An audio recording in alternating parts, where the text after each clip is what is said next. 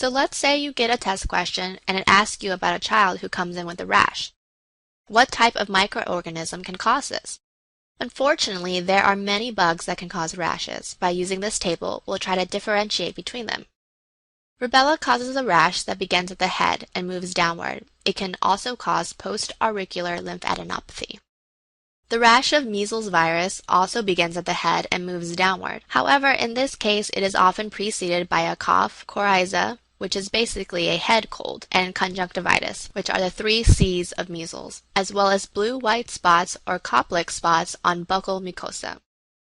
VZV causes chickenpox, in which the rash will usually begin on the trunk and spread to the face and extremities. What's important to keep in mind with chickenpox is that lesions will appear to be of different age, so some lesions will appear to be new while some appear to be older.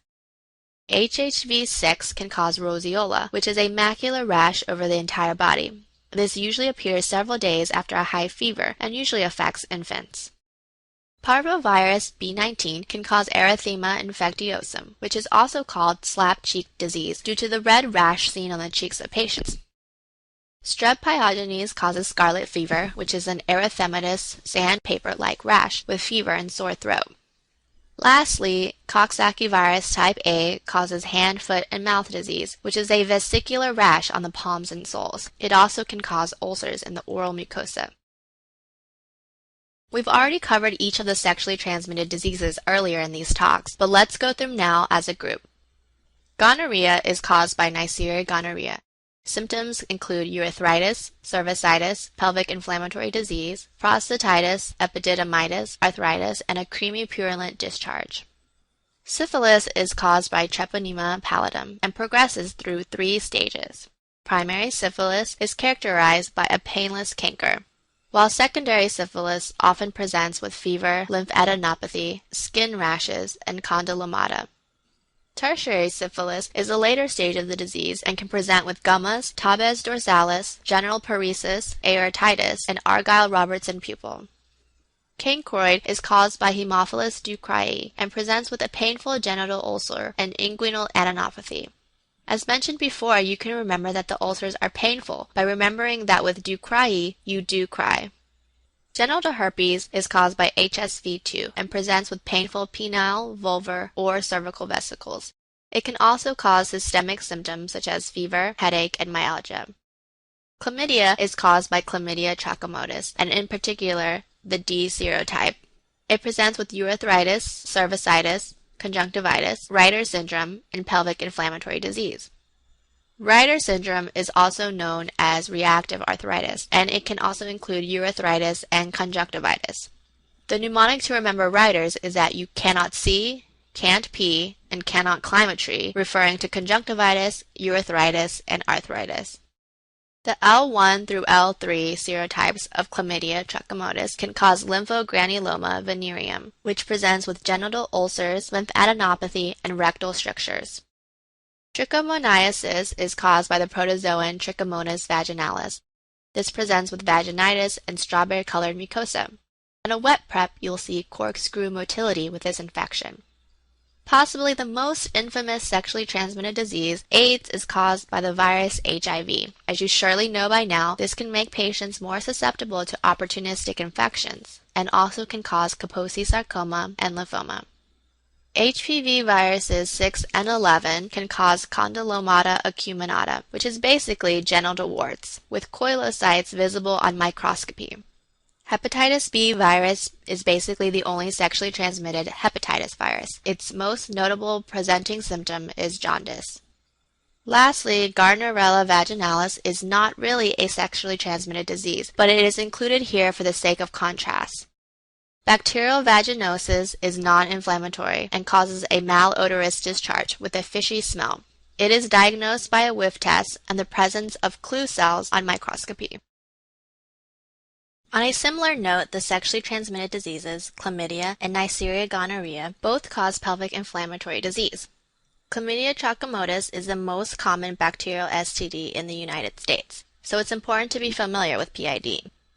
PID is characterized by cervical motion tenderness and a purulent cervical discharge. It may also include salpingitis, which is inflammation of the fallopian tubes, endometritis, hydrosalpinx, which is a distally blocked fallopian tube filled with serous or clear fluid, as well as tubo-ovarian abscesses. If left untreated, it can cause Fitzhugh-Curtis syndrome, which is an infection of the liver capsule that shows as violin string adhesions of the parietal peritoneum to the liver. The salpingitis caused by PID is a risk factor for ectopic pregnancy, infertility, chronic pelvic pain, and adhesions. On this slide is a list of the infections you're most likely to get from being in the hospital. CMV and RSV are very common in newborn nurseries.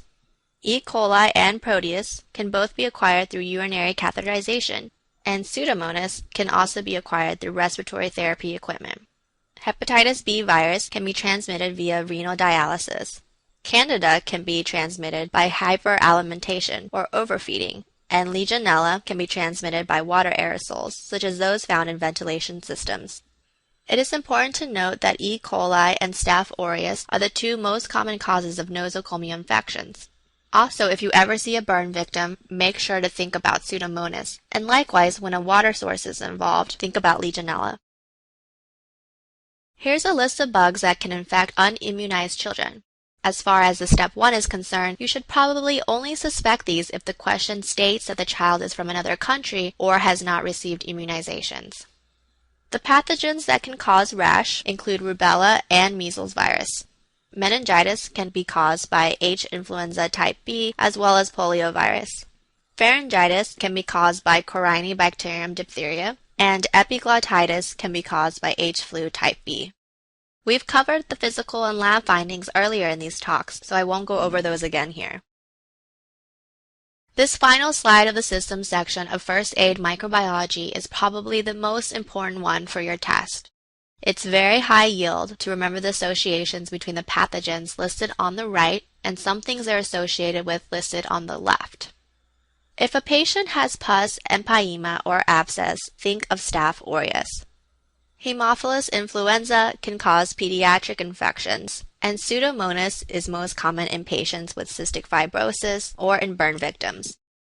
If a question mentions sulfur granules, you should think about actinomyces.